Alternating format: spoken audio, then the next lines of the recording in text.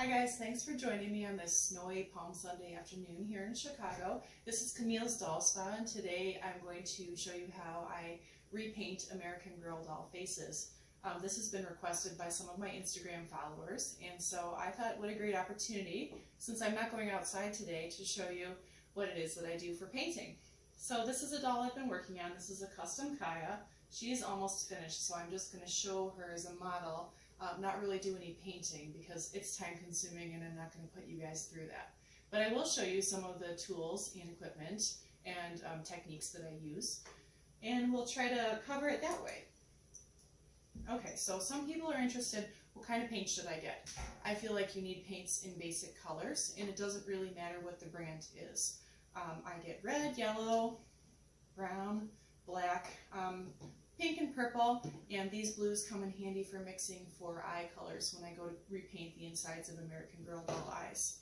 These two gold tone ones are nice for blonde hair, and this one's nice for doing an eyeshadow. They're nice and shimmery. I'd also like to mention that pearl finish can be kind of fun, as well as glitter finish. So these are some of the basic colors that I use. More importantly than which brand of color you use, I feel, is how well you seal the paint that you have taken all this time to do. I highly recommend Mr. Super Clear UV Cut Flat Spray. This stuff is really strong and it protects against UV damage. However, it's bad for your health, and you need to be careful when you're spraying the surface of the doll that you do it outside in a well-ventilated area where you can't inhale it, because it is carcinogenic. And then I also use for lip coloring, for the gloss or matte or satin finish on top of the lips, I like this Liquitex Professional Varnish. That goes on over the Mr. Super Clear. So the first thing that you have to do is prep the surface of the doll by removing the old paint from the factory. I use cotton rounds from the drugstore or Target with 100% acetone. When you're removing the paint, you just want to swipe it quickly, not dwelling for a really long time or rubbing too hard, because you can damage the surface of the vinyl by doing that. Also, if the doll has teeth, be careful that you are just not taking off those teeth, because it just adds extra difficulty if you don't need to repaint the teeth. Be careful around the eyes and the eyelids as well. You really just want to get that blush off, and you want to get those eyebrows off and the lip color off, and then you're good to go for starting. Okay, so let's talk about the brushes that I buy. I feel like it's really important to invest in good brushes, because you can be fighting yourself and fighting your tools if you don't have the right brushes. So let me show you an example of basically the same brush in several different conditions. These brushes are all available at my local Dick Blick store, or they're available sometimes at Hobby Lobby. Snatch up the smallest ones that you can get. I have here 18/0 brushes. So let me come closer and show you the difference in the new, older, and oldest brush. The oldest one I do keep around because I like to use it for blending and contouring. This one is still good for some things, and this one is excellent still for doing eyebrows and eyelashes.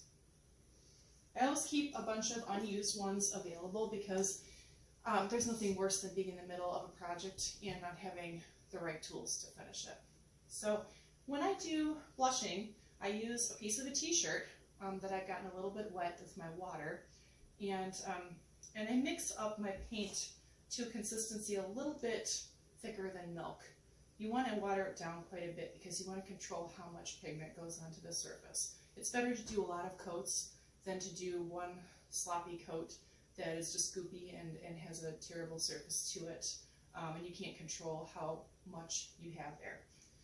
So I take my watered piece of cloth and my watered down paint, and I just dab with my finger like that and get just a little bit, and then I'm going to do this fake because I've already finished her, but I'm going to rub it in that zone on her cheek, or up high maybe, depending on what kind of look. If she's going to have a sun-kissed look, or over here. It just depends on what you like for the placement of the blush and how saturated you want the blush to become, but you can control that so well if you use the damp cloth.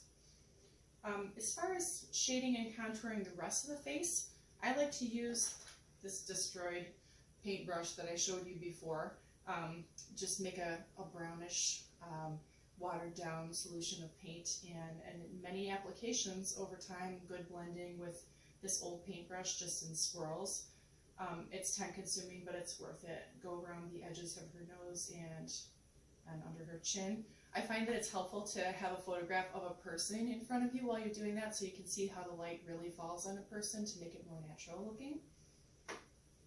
When we're talking about painting lips, you want to use that really diluted solution of paint and just do many coats. If you find that it's taking a long time for it to dry, you can add a hairdryer into the mix. Just shoot it with a quick burst of warm air and that'll dry it really quick, and you can speed up the process. I feel like when I'm painting eyelids, I use the hairdryer a lot because it just otherwise would take so long to get the eyelids done. As far as eyelashes and eyebrows, get out that super skinny, super pointy brush. This is gross, but sometimes I like it because it gets a really good fine point. And you just want to relax while you're doing it. This is one of those things that with more practice you get better at, knowing where the eyelashes should go, knowing where the eyebrows should go, and how you want your dolls to look. So just relax and don't be afraid to blow it away and wipe it off until you find the look that you're looking for. Let's see, I think that's just about it. Oh no, did I mention that the Liquitex varnish for the lips goes on after your Mr. Super Clear layer is dry?